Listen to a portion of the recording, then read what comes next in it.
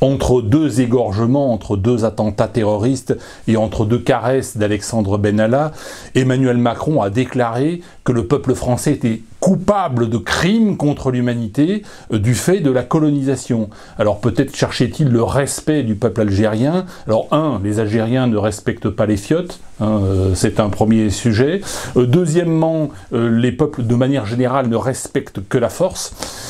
Et la force, c'est la valise ou le cercueil. Quand on parle de décolonisation, les Algériens sont plutôt exemplaires en la matière. Et puis troisièmement, il s'agit de la part d'Emmanuel Macron d'une véritable trahison de la France et du peuple français. J'espère, Emmanuel, que tu vas te présenter aux prochaines élections présidentielles, te représenter de manière à ce que je puisse m'occuper de ton cas. Ça démarre tout de suite, c'est parti.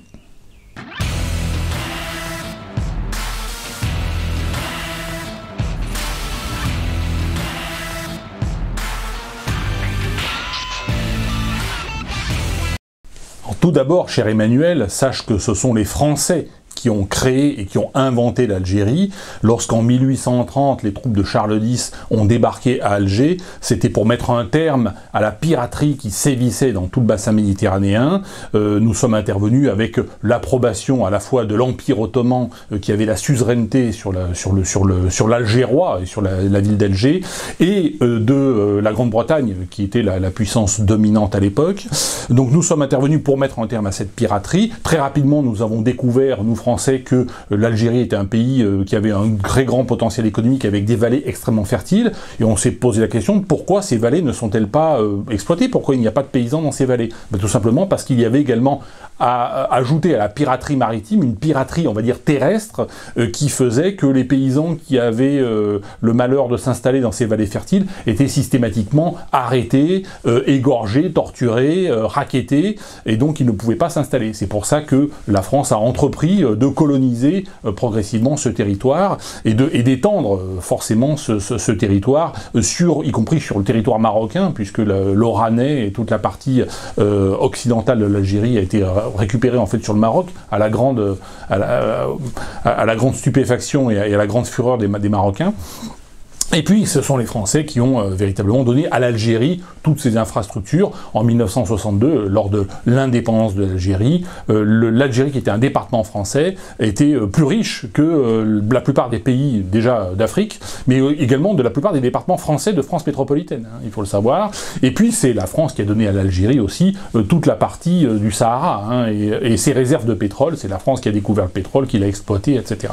Donc, en réalité, oui, c'est la France qui a créé l'Algérie. Alors s'il y a un pays au monde qui a bénéficié de la colonisation française, c'est bien l'Algérie. Les autres pays africains ont également bénéficié très largement de la colonisation. Je rappelle, quand les Français sont arrivés en Afrique, ils n'ont trouvé que des huttes avec des huttes en paille et en bouse de vache.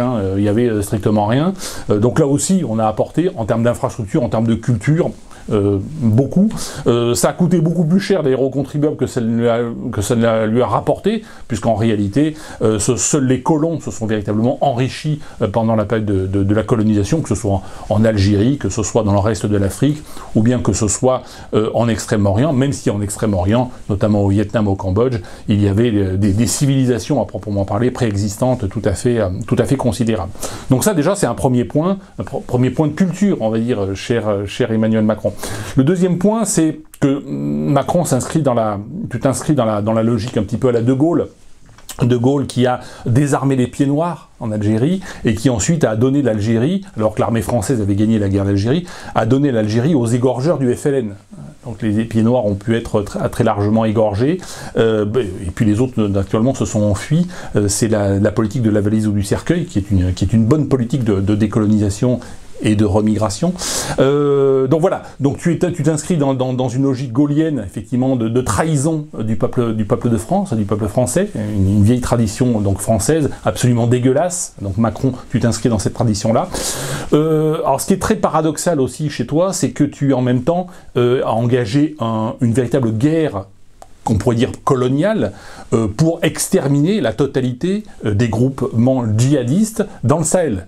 Donc d'un côté, tu inaugures le maximum de mosquées salafistes en France, et de l'autre côté, eh bien, tu vas effectivement combattre et vouloir tuer tous les groupes salafistes et tous les groupes islamistes en Afrique et au Sahel, ce qui représente effectivement une politique, on va dire, néocoloniale. Donc, tu n'es pas à un paradoxe près, et tu n'es pas à un crime près, et un crime contre l'humanité.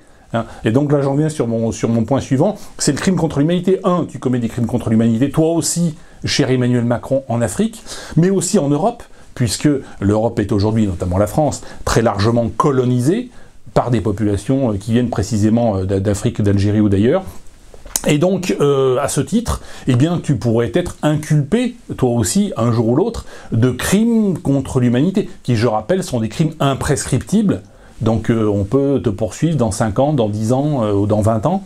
C'est pas voilà. Et tu es jeune, donc tu risques de passer peut-être un certain nombre d'années en prison, toi aussi, du fait de crimes contre l'humanité que tu as perpétrés en Afrique, mais que tu as perpétrés aussi sur le continent européen en favorisant l'invasion migratoire, en signant les accords de Marrakech.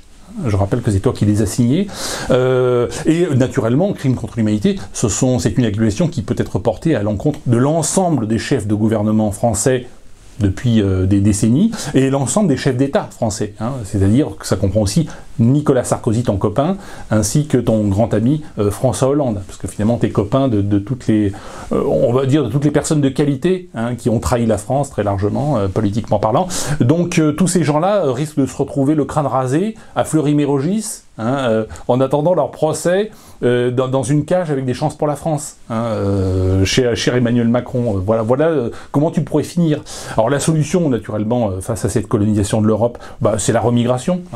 L'Africain est mon frère, l'Algérien est mon frère, et nous aimons les Africains et les Algériens, mais nous les aimerons 100 fois plus le jour où ils seront rentrés chez eux. Le jour où, effectivement, toutes les populations qui n'ont rien à faire en Europe auront quitté le continent. Une seule politique, la remigration. La remigration, c'est la valise ou le cercueil. C'est les Algériens qui nous ont appris ça. Et finalement, il faut retenir la leçon. Donc c'est ce que nous allons mettre en œuvre, de toute façon, que ça te plaise ou que ça ne te plaise pas, cher Emmanuel Macron. Voilà, merci à toutes et à tous, et je vous dis à bientôt.